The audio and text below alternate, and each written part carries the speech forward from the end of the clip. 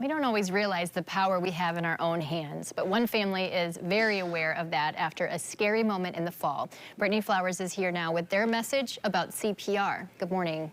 Good morning, Teresa. Only 10% of people who suffer from cardiac arrest survive. A high school student at Unity Christian defied those odds and continues to blow people away with how far he's come.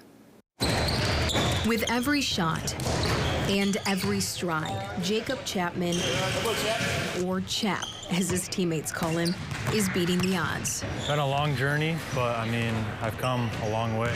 Just 4 months ago, it was almost impossible to picture Jake back in uniform. On September 22nd, he was knocked unconscious during a football game, taken off the field in a stretcher to Helen DeVos with a severe concussion. 5 days later, he was at home eating dinner. Oh, I heard them talking to Chad, and he was out there. The next thing I heard is Chad yelling, Jake, in a voice I'd never heard before. And he didn't respond at all. So I knew something was obviously wrong. The first thought was a concussion-related seizure, which caused Jake to start choking. So I ran around him and tried to do the Heimlich, and by that time he was totally limp. That's when she came out and right away called 911. Jake wasn't breathing, and he didn't have a pulse. I just remember looking down at him. He had blue lips, blue eyes.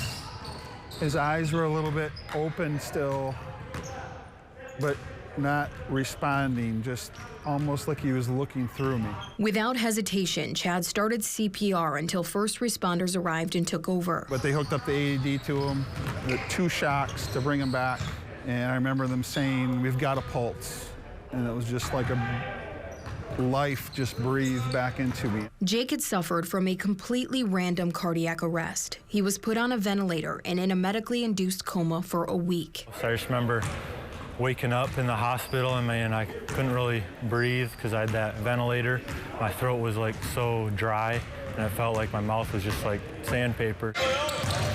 To say he's come a long way would be an understatement. I was just telling myself, I mean, keep fighting, you know, there's light on the end of the tunnel. I mean, everything happens for a reason. I believe God did this for a reason, and he's going to use my story to inspire other people. It's that faith that's gotten this family through. Almost from the exact moment people were praying for Jake. And we really felt those prayers. It's also what keeps Jake going. Are you ever nervous? I'm not nervous. I mean, I get asked that a lot, like what will happen, but I'm not nervous. I trust that God will watch over me. In life, just like in a game, a single play can make all the difference. I'll never forget this afterwards. A good friend of mine told me it was a play in my life, play in my career. You know,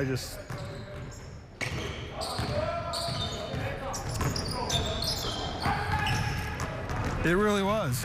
Without him, I don't know where I would be.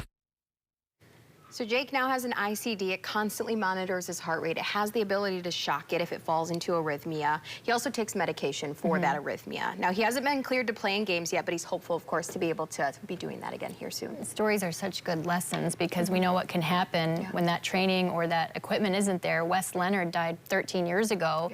And I know a lot of those AEDs are in place because of that. Yeah, absolutely. His parents, Jake's parents, talked about that as well. And their message to kind of further that is that just like CPR, anyone has the ability to do this and use it, and so they've really made it their mission to make sure everyone knows they have this life-saving ability.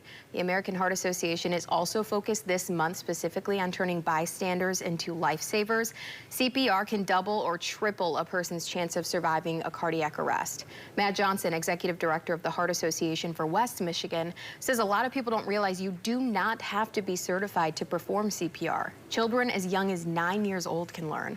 It's putting 2 hands in the center of the chest and pushing hard and fast at 100 to 120 beats per minute, then calling 911.